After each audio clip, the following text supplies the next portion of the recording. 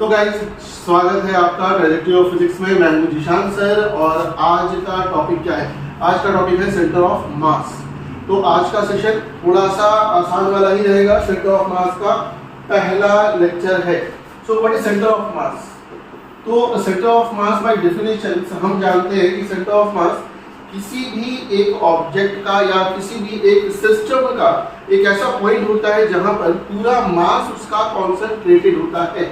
मतलब कि अगर बहुत सारे पार्टिकल्स हैं, जैसे आपने centre of mass system of particle दो टाइप के देखे हैं। अगर एक सिस्टम है जहां बहुत सारे मासेस हैं इस तरीके के, this is called discrete system of particles. Discrete system of particles, यहाँ पर मान लीजिए M1, M2, M3 नाम के बहुत सारे अगर मॉलिक्यूल है तो इन सब का एक सेंटर ऑफ मास होगा कहीं पर भी। अब ये सेंटर ऑफ मास क्या है? एक ऐसा पॉइंट है जहां पर पूरे मास को हम सपोज कर सकते हैं। मतलब कि इस सेंटर ऑफ मास पे मान लीजिए C कह देते हैं, तो इस पूरे मास को हम C पॉइंट पे अज्यूम कर सकते हैं। मतलब M1 plus M2 plus M3 and so on. अपन ऐसे अज्यूम कर सकते हैं कि सेंटर ऑफ मास पर पूरा का पूरा मास ऐसे रखा हुआ है। सिमिलरली अगर मान लीजिए दूसरा टाइप का सिस्टम होता है कंटिन्यूअस सिस्टम, जैसे मान लीजिए कि एक स्क्वायर है। अब स्क्वायर बहुत सारे पार्टिकल से मिलकर बना हुआ है। अब ये पार्टिकल्स जो है अगेन इतने कॉम्पैक्ट है कि सारे मिलकर के एक एक्सटेंडेड बॉडी बनाया। अब यहाँ पर अगेन सेंटर ऑफ मास क्या होगा? तो एक ऐसा पॉइंट होगा जहां पर ये सारा का सारा मास कॉन्सेंट्रेटेड होता है।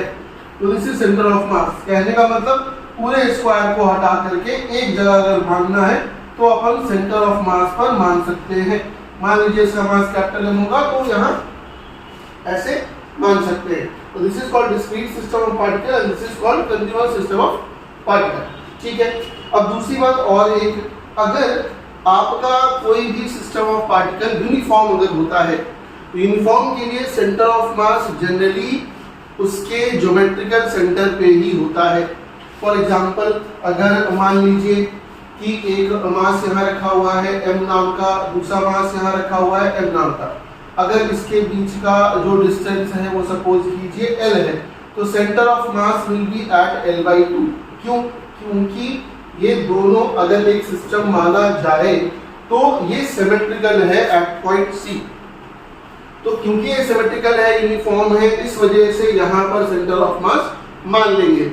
जैसे फॉर एग्जांपल अगर एक यही चीज ऐसे रहता कि एक मास यहाँ M नाम का एक ट्रायंगल बना हुआ है, मान लीजिए एक मास यहाँ पर भी है, एक मास यहाँ पर भी है। इस केस में अगेन जो सेंट्रॉइड होगा, that centroid will be the centre of mass of this system. अगर मान लीजिए एक फॉर एग्जांपल स्फीयर रहता, अगेन सेंटर ऑफ मास कहाँ होता? उसके ज्योमेट्रिकल सेंटर पे। अगर मान लीजिए एक राइट सर्कुलर सिलेंडर होता, ये हाइट अगर मान लीजिए h है, तो सेंटर ऑफ मास कहाँ होता? h/2 पर। तो लगभग हम सेंटर ऑफ मास के बारे में इतना समझ सकते हैं। अब अगर मान लीजिए कि हमें एक मैथमेटिकल अप्रोच चाहिए अगर कि सेंटर ऑफ मास निकालेंगे कैसे, तो अपन क्या करते हैं? उसके लिए सबसे पहले एक चीज डिफाइन करते हैं जिसको कहते हैं mass moment. What is mass moment? देखो, मास मोमेंट जो होता है that is always equal to the product of mass of the system into the position vector. अब ये पोजीशन वेक्टर कहां से होता है? तो पोजीशन वेक्टर किसी एक रेफरेंस पॉइंट से होता है। तो मास मोमेंट किसी भी पार्टिकल का हमेशा आप किसी एक पॉइंट के रेफरेंस में ही बता सकते हैं। जैसे मान लीजिए एक पॉइंट यहाँ पर M नाम का, एक यहाँ रेफरेंस पॉइंट है O नाम का। O जनरली हमारा ओरिजिन ही होगा। अगर यहाँ से मान लीजिए एक पोजीशन वेक्टर ड्रॉ करते हैं R1 वेक्टर, इसको मान लीजिए O1 मान लेते हैं R1 वेक्टर, तो जो मास मोमेंट इसका होगा वो Z vector will be equal to M into R1 vector. हमेशा mass into product of the position vector. Similarly अगर मान लीजिए कि O1 यहाँ O2 अगर कर लेते, अगर इसको O2 कर दे तो यहाँ से पोजीशन वेक्टर मान लीजिए R2 वेक्टर आता, तो इसको Z2 कह सकते थे। इसका मास मोमेंट O2 के रिस्पेक्ट में हो जाएगा M इंटू R2 वेक्टर। अब यहाँ बात ये आई कि मास मोमेंट के हेल्प से सेंटर ऑफ मास को कैसे डिफाइन करेंगे। तो अगर टॉपिक का नाम दे दीजिए how to find centre of mass using mass moment, using mass moment. चलो, तो अगर मान लो डिफिनेशन कैसा है, डिफिनेशन ऐसा है कि अगर कोई भी सिस्टम ऑफ पार्टिकल है तो उसका जितने भी मासेस उसमें हैं उन सारे मासेस का अगर मास मोमेंट के रिस्पेक्ट अगर सेंटर ऑफ मास के रिस्पेक्ट में मास मोमेंट निकालते हो तो हमेशा सम जो आएगा वो जीरो आता है। तो अगर मान लो तुम्हारे पास बहुत सारे मासेस हैं और उसका मास मोमेंट निकाल रहे हो सेंटर ऑफ मास के रिस्पेक्ट में, तो वो हमेशा क्या होगा, वो हमेशा जीरो होगा। कहने का मतलब कि सिग्मा mi ri वेक्टर जहां i की वैल्यू 1 से लेके n तक होती है वो हमेशा होगा जीरो, हमेशा। मतलब m1 r1 vector plus m2 r2 vector plus so on, ये हमेशा कितना आएगा, वो जीरो आएगा। This is the definition of centre of mass using mass moment. अब इसी के हेल्प से अगर मान लो तुमको फाइंड आउट करना है, एक टू पार्टिकल सिस्टम है, फॉर एग्जांपल मान लो कि यहाँ पे मास m1 रखा हुआ है और यहाँ पे मास रखा हुआ है m2, लेंथ मान लो कि यहाँ पर है l। अब यहाँ पर अगर m2 ज्यादा हुआ, मान लेते हैं कि m2 का मास ज्यादा है, अभी जस्ट देखा था कि दोनों मास अगर बराबर होंगे तो सेंटर ऑफ मास कहाँ आएगा, ज्योमेट्रिकल सेंटर पर। बट अगर दो मासेस यूनिफॉर्म नहीं होते उस केस में सेंटर ऑफ मास हमेशा कहाँ जाएगा, तो हमेशा भारी वाले मास की तरफ शिफ्ट कर जाता है। मतलब ये अगर उसका ज्योमेट्रिकल सेंटर है तो centre of mass will be somewhere here, कुछ इधर होगा। अब हम आराम से निकाल सकते हैं कि what is the centre of mass. अब position of centre of mass निकालना है तो देखो हमने क्या कहा अभी कि सेंटर ऑफ मास के रिस्पेक्ट में मास मोमेंट निकालो। तो अगर इसको ओरिजिन माना जाए तो यहाँ से एक ये मान लो x अगर है तो this will be equal to l minus x, ठीक है भाई। तो हमको करना क्या होता है, देखो तो अगर यहाँ पे मास मोमेंट निकाला जाए m2 का तो m2 इंटू x, अब x वेक्टर लिखने की जरूरत है, चलो x वेक्टर लिखते हैं, प्लस यहाँ पे हो जाएगा m1 into l minus x, again vector form में ही लिखते हैं तो आई थिंक इसको ऐसे लिखते हैं m2 इंटू x, मान लो इधर i कैप है, m1 into l minus x और यहाँ क्या हो जाएगा, अगेन i कैप होगा बट माइनस i कैप, ठीक है, that will be equal to zero. Now यहाँ पे अगर ध्यान से देखोगे तो m2x is equal to m1 into l minus x, यहाँ i कैप यहाँ i कैप। अब दोनों का मैग्नीट्यूड होना चाहिए बराबर, तो अगर दोनों का मैग्नीट्यूड बराबर है तो m2x will be equal to m1l minus x। So यहाँ से जो रिजल्ट निकल के आएगा वो आएगा कुछ इस तरीके से m1l minus m2x, this will come this side, x की वैल्यू हो जाएगी m1l divided by m1 plus m2। ये बहुत ही इंपॉर्टेंट रिलेशन है जो आपको याद रखना पड़ता है। अगर आप सेंटर ऑफ मास निकाल रहे हैं किसी एक मास से निकाल रहे हैं तो हमेशा फॉर्मूला यूज करना है दूसरा वाला mass into total length divided by m1 plus m2। तो अगर सेम चीज हम निकाल रहे होते m1 से तो फॉर्मूला कुछ ऐसा हो जाता m2l divided by m1 plus m2।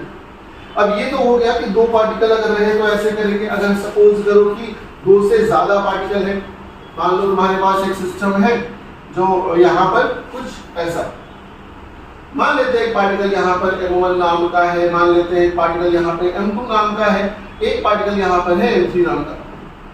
इसका पोजीशन वेक्टर यहाँ से मान लो r1 वेक्टर है, इसका मान लो r2 वेक्टर है और इसका सपोज करो r3 वेक्टर। मान लेते हैं सेंटर ऑफ मास कहीं तो लाई कर रहा होगा, यहाँ पर सेंटर ऑफ मास लाई कर रहा है। सेंटर ऑफ मास का पोजीशन वेक्टर अपन मान लेते हैं rc वेक्टर। तरीका क्या कहता है, तरीका ये कहता है कि हमें m1 का मास मोमेंट लिखना है सेंटर ऑफ मास के रिस्पेक्ट में, तो ये हो जाएगा r। अब अगेन इस r1c को क्या लिख सकते हैं, इसको लिख सकते हैं r1 vector minus rc vector. थोड़ा सा वेक्टर का यूज यहाँ पर हुआ है, r1 vector minus rc vector. इसको क्या लिखेंगे, यहाँ लिखेंगे r2 vector minus rc vector. इसको क्या लिखेंगे भैया, r3 vector minus rc vector. अब अगेन डेफिनेशन से आ जाए तो डेफिनेशन ये कहता है कि तीनों मास का mass moment centre of mass के अबाउट हमेशा 0 होना चाहिए। That will give us m1 into r1 vector minus rc vector plus m2 into r2 vector minus rc vector plus m3 into r3 vector minus rc vector. That should be equal to 0। थोड़ा सा इसको open करें अगर bracket को, तो r1 vector minus m1 rc vector plus m2 r2 vector minus m2 rc vector plus m3 r3 vector minus m3 rc vector बराबर 0। सारे negative terms को अगर एक साइड कर दे और rc को कॉमन ले लें तो एक फॉर्मूला बनेगा। यहाँ पर फॉर्मूला कुछ इस साइड का दिखाई देगा कि rc vector is equal to m1 r1 vector plus m2 r2 vector plus m3 r3 vector divided by m1 plus m2 plus m3। So अगर मान लीजिए यहाँ पे 4 मासेस होते तो m4 r4 वेक्टर हो जाता और नीचे m3 की जगह m3 के साथ प्लस m4 भी करना पड़ता। 5 रहते तो सिमिलरली ऐसा कर सकते थे। अगर rc वेक्टर को जनरल फॉर्म में लिखेंगे तो जनरल फॉर्म में लिख सकते हैं sigma, that will B m1 mi ri vector, जहां पे i की वैल्यू 1 से लेकर के n तक हो जाएगी, और यहाँ सिग्मा mi कर सकते हैं जहां i की वैल्यू अगेन 1 से लेके n तक हो जाएगी। तो जनरल फॉर्म में हम इसको ऐसे लिख सकते हैं। अब थोड़ा सा और आगे बढ़े, मान लीजिए कि अगर आपसे कोऑर्डिनेट पूछा गया, हम डिराइव नहीं करने जा रहे, हम सीधे लिखेंगे कि यहाँ पर अगर मान लीजिए सेंटर ऑफ मास का x कोऑर्डिनेट आपसे पूछता है तो आप क्या करेंगे, आप बस कुछ नहीं करेंगे, r1 की जगह x1 कर देंगे, x2 और यहाँ x3 और बाकी सारी चीजें सेम होंगी। तो यहाँ पर m1 x1 plus m2 x2 plus m3 x3 ऐसा कर सकते हैं। अब ये क्यों कर सकते हैं, उसके लिए डिटेल वीडियो देखना होगा, इतना समय नहीं है, अभी रिवीजन का टाइम है, इसलिए डायरेक्टली बता रहे हैं। यहाँ पे अगर YCM लिखेंगे तो वो कितना हो जाएगा, again that will be equal to m1 y1 plus m2 y2 plus m3 y3 and so on. Divide करेंगे m1 plus m2 plus m3 से। अगेन ये अगर z का लिखना होगा तो सेम इसी तरीके से z का भी लिखा जाएगा। फॉर एग्जाम्पल अगर क्वेश्चंस आते हैं, क्वेश्चंस कैसे आते हैं, अगर सपोज करो एक क्वेश्चन लिया जाए, अगर सपोज करो तो एक क्वेश्चन लेते हैं, अगर मान लो कि एक यहाँ पर ब्लॉक दिया हुआ है जिसका मास 5 kg है, एक लेंथ यहाँ पर, एक ब्लॉक यहाँ पर मान लो 10 kg, अगर इसका लेंथ मान लो कि 2 मीटर होगा फॉर एग्जाम्पल, हमें बताना है सेंटर ऑफ मास कहाँ होगा। अब देखो बिना आंसर लिखे, बिना इतना सोचे, इतना तो समझ में आ रहा है कि मास उधर का बड़ा है, सेंटर ऑफ मास कुछ यहाँ शिफ्ट करेगा, it will not be at the centre, थोड़ा उधर शिफ्ट करेगा।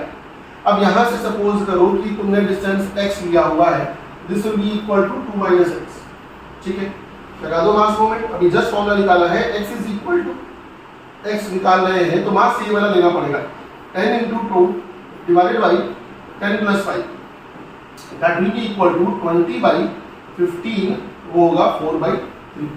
तो x मतलब यहाँ से 4/3 मीटर पर आपका सेंटर ऑफ मास होगा। सिमिलरली अगर सपोज करो कि तुम्हारा क्वेश्चन ऐसे आता है, एक मास मान लो यहाँ दिया हुआ है, एक यहाँ पे कुछ भी ले लो 2 kg का मास है और यहाँ से यहाँ पर 4 kg का मास है, ओके ठीक है। चलो अब क्या दिया हुआ है, यहाँ पे एक एंगल दिया हुआ है मान लो 37 डिग्री, ठीक है। तुम्हें क्या बताना है, तुम्हें बताना है centre of mass. Again 2 particle system है, क्या करोगे, यहाँ से कुछ दूरी पर मान लो सेंटर ऑफ मास यहाँ आएगा, यहाँ पर कुछ दूरी पर मतलब x पर, तो ये डिस्टेंस कितना हो जाएगा, ये डिस्टेंस तुम्हें नहीं पता। अच्छा और क्या दिया हुआ होना चाहिए इसमें, हाँ ठीक है, इसका यहां से यहां तक लेंथ दिया हुआ, या फिर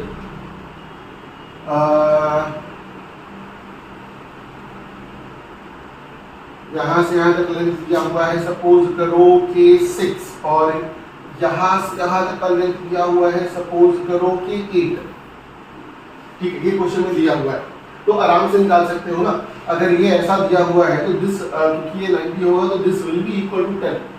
तो अगर ये 10 होगा, सो अगेन 4 इंटू 10, एक्स की वैल्यू 4 इंटू 10 डिवाइडेड बाई, क्या कह सकते हैं अपन, 2 plus 4, that will be equal to 40/6, that can give us 20/3। तो यहाँ से 20/3 मीटर पर हमारा ये सेंटर ऑफ मास होगा, ये डिस्टेंस। अगर मान लो तुमसे कोऑर्डिनेट पूछ देता है तो क्या करोगे, एक्स कोऑर्डिनेट यहाँ लिखना होगा, तो एक्स कोऑर्डिनेट कितना हो जाएगा, अगर यहाँ से एक लाइन ड्रॉ करते हैं तो this will be the x coordinate of the system, colour change कर ले, this will be the coordinate x coordinate and this will be the y coordinate. तो ये लेंथ तुम्हें पता है 20/3, तो ये लेंथ कितनी हो जाएगी, that will be equal to 20/3 into cos 37। cos 37 कितना होता है भाई, तो 20/3 cos 37 will be equal to 6 upon, यहाँ के हिसाब से 6/10। 6/10 ये कटेगा, ये आएगा 2। और अगर यहाँ पे y कोऑर्डिनेट पूछा जाए तो ये हो जाएगा 20/3 एंड sin 37। तो sin 37 कितना होगा, ये आएगा 20/3 sin 37 बोले तो 8/10, ये हो जाएगा 8/10, ये 0 गया, आंसर आया 8/3 मीटर। तो सॉरी मीटर नहीं आएगा, 8/3। तो ये कोऑर्डिनेट आया y एक्सिस का और ये कोऑर्डिनेट आया आपका x एक्सिस का। सिमिलरली अगर मान लीजिए और टाइप के सवाल कैसे पूछा जाता है, इसमें मान लीजिए आपको एक L शेप का ऐसा फिगर दे देगा लाइक दिस, और आपसे कहेगा कि ओरिजिन यहाँ पर है। अगर ओरिजिन यहाँ पर है, कुछ लेंथ दे देगा, जैसे मान लीजिए ये दिया हुआ है आपका 5 मीटर का, ये दिया हुआ है मान लीजिए 1 मीटर, ये दिया हुआ है टोटल यहाँ से यहाँ तक लेके 6 मीटर ऐसे। तो अगर ये 6 मीटर है, ठीक है चलो, और ये दिया हुआ है मान लीजिए 1 मीटर ऐसे दिया हुआ है, तो आपको बताना होगा कि इसका सेंटर ऑफ मास कहाँ है। कैसे करेंगे, तो हम क्या करेंगे, यहाँ पर हम मानेंगे सबसे पहले कि मास पर यूनिट एरिया क्या होगा, क्योंकि ये एरिया डिस्ट्रीब्यूटेड है। तो अपन क्या करते हैं, अपन मानते हैं mass per unit area, per unit area, और इसको मान लेते हैं कितना, किसी चीज से मान लो सिग्मा मान लो। Sigma is basically nothing, it is just mass by area. Okay, तो अगर सोचो कि यहाँ से एक लाइन ड्रॉ कर दे और इस मास को कहते हैं हम m1 और इस मास को कहते हैं हम m2, ठीक है। तो m1 का मास हम लिख सकते हैं, m1 कितना हो जाएगा, सिग्मा इंटू एरिया, तो इसका होगा सिग्मा, और एरिया कितना है इसका 5 × 1 5, ठीक है। इसका मास कितना, सिग्मा, अगेन इसका कितना, यहाँ से यहाँ तक 6 था, ये 1 है, तो 5 होगा, 5 × 1 अगेन इतना होगा 5 सिग्मा, ठीक है भाई। अच्छा, इस पूरे बॉडी को चाहे तो यहाँ पे मान सकते हैं, ये यूनिफॉर्म है, पूरे बॉडी को चाहे तो यहाँ मान सकते हैं। अब इसका कोऑर्डिनेट क्या होगा, अगर ओरिजिन यहाँ है तो यहाँ से यहाँ तक x कोऑर्डिनेट कितना 5/2, ठीक है भाई, और इसका y कोऑर्डिनेट कितना, तो यहाँ से यहाँ 1 है तो ये 1/2, so this will be equal to 5/2 और 1/2, ठीक है भाई। अब यहाँ से अगर देखोगे तो इस बॉडी का सेंटर ऑफ मास कहाँ, कुछ यहाँ पड़ेगा। इसका कोऑर्डिनेट कैसे लिखेंगे, तो यहाँ से x की तरफ कितना आना पड़ेगा, ये पूरा 1 है तो इसका आधा 1/2, x कोऑर्डिनेट कितना हो गया 1/2, ठीक है भाई। y कोऑर्डिनेट कितना होगा, तो यहाँ से लेके यहाँ तक 1 और यहाँ से यहाँ तक लेके 2/5/2, ठीक है। तो यहाँ कितना हो जाएगा, ये this will be equal to again 1 + 5/2, तो 1 + 5/2 इज इक्वल टू 7/2, ठीक है, ये आ गया 7/2। सो अब x कोऑर्डिनेट अगर सेंटर ऑफ मास का चाहिए तो क्या लिखेंगे हम, m1 मतलब 5 सिग्मा इनटू x कितना है 1 का 5/2, ठीक है भाई, प्लस अगेन 5 सिग्मा और इसका x1 कितना है 1/2, डिवाइड करना पड़ेगा टोटल मास से, तो 5 सिग्मा में हो गया 10 सिग्मा। अब यहाँ से देखो सिग्मा लेने का एक फायदा होता है कि सिग्मा सिग्मा सिग्मा गायब, कितना आ रहा है 25/2 + 5/2/10, तो 25/2 + 5/2 + 5/2, 2 बाई हो जाएगा 10, ये आ जाएगा 30 डिवाइडेड बाई हो जाएगा 20, आंसर आ रहा है 3/2। ये सेंटर ऑफ मास का एक्स कोऑर्डिनेट। सेम इसी तरीके से सेंटर ऑफ मास का वाई कोऑर्डिनेट भी आप निकाल सकते हैं। ठीक है, अभी और क्वेश्चन कैसे आता है, तो अगर सपोज कीजिए हमारे पास एक टी शेप का फिगर है, ऐसा मान लीजिए ऐसे है। अब यहाँ से लेंथ मान लीजिए 1 मीटर, यहाँ से ये है मान लीजिए 8 मीटर, ये मान लीजिए दिया हुआ है 2 मीटर। ठीक है भाई, यहाँ से यहाँ तक दिया हुआ है मान लीजिए 10 मीटर। ठीक है भाई, सेम वही तरीका करेंगे। अब सवाल ये पूछ रहा है कि यहाँ से बताइए, यहाँ से सेंटर ऑफ मास कहाँ जाएगा।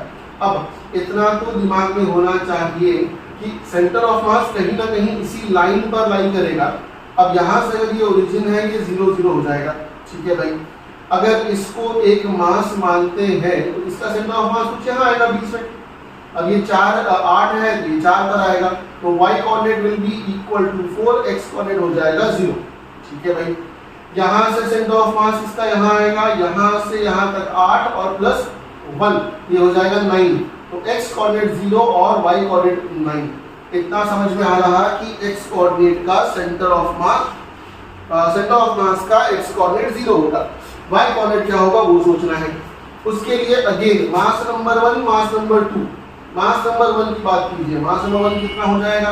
अगेन मानते हैं कि मास पर यूनिट लेंथ जो है या एरिया जो है वो कितना है, सिग्मा है। तो इसका मास कितना, m1 की वैल्यू कितनी, 8 × 1 8 सिग्मा। इसका कितना, तो 10 × 2 20, 10 × 2 is 20। तो ये mass number 2 will be equal to 20 sigma.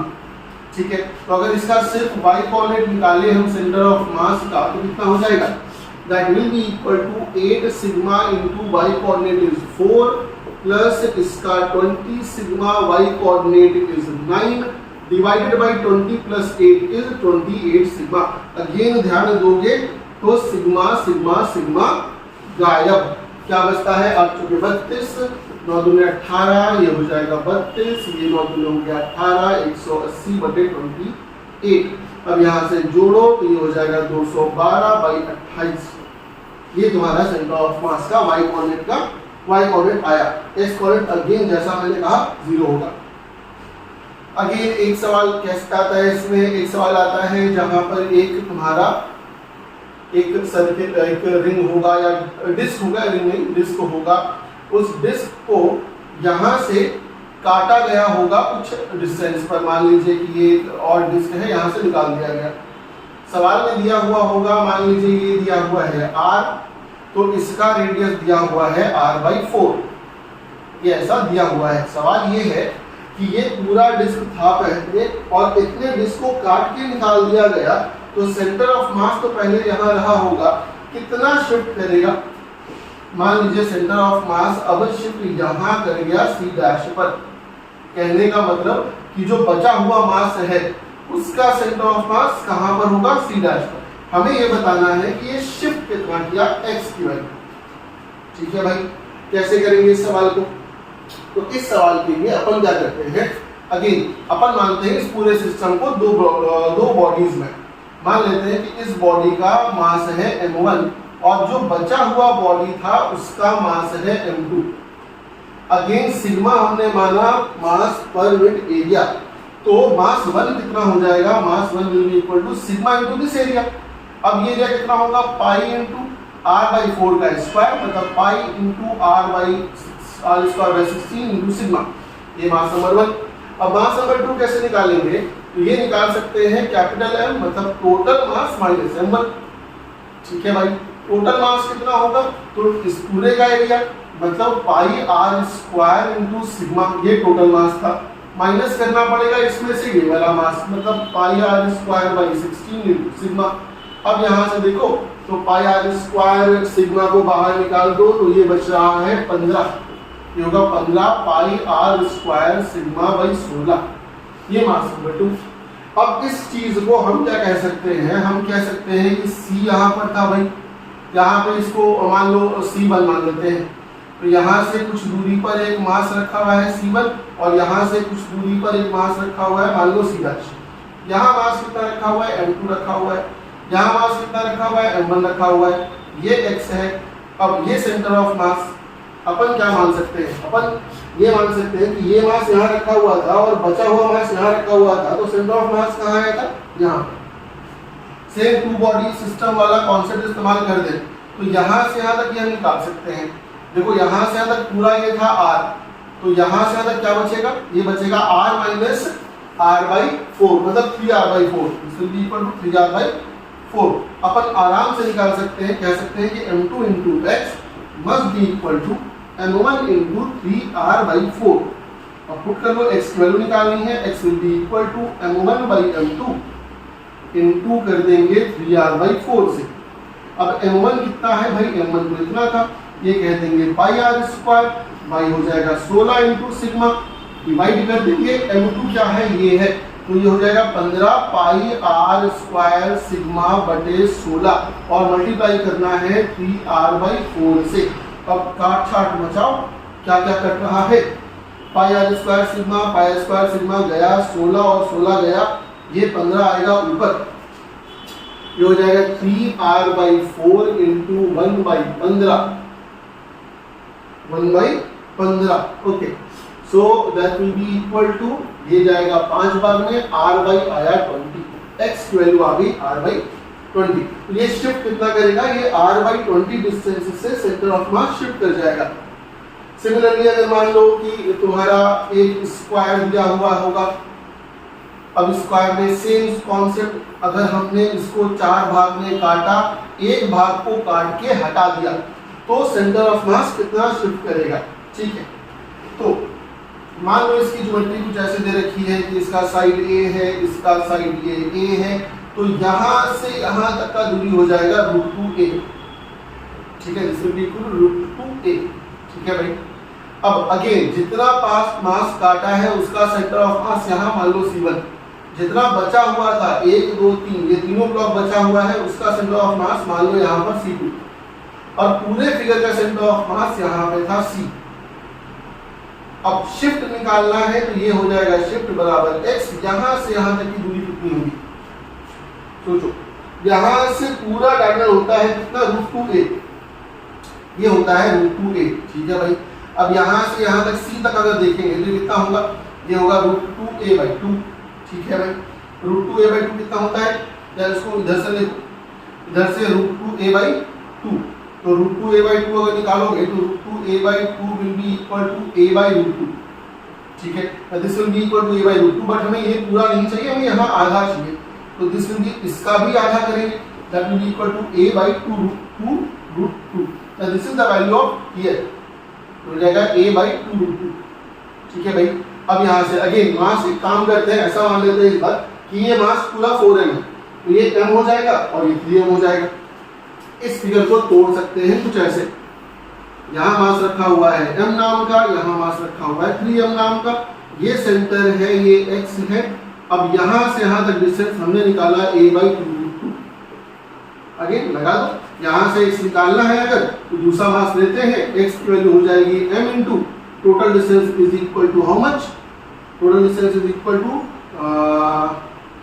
I think mass moment लगाते ज़्यादा आसान हो जाएगा, ये ऐसे ना लगाते तो ऐसे लगा दो, ये थोड़ा आसान ऐसे हो जाएगा कि 3m into x must be equal to m into a/2√2, m गया, x की वैल्यू हो जाएगी a/6√2, क्या आंसर हो गया। तो इस टाइप के बहुत सारे सवाल आपके असाइनमेंट्स में होंगे, इस टाइप के बहुत सारे सवाल जो बुक आप फॉलो कर रहे हैं उस बुक में होंगे। I think I have made it clear. यहाँ से आगे की बात हम नेक्स्ट वीडियो में करेंगे। Thank you.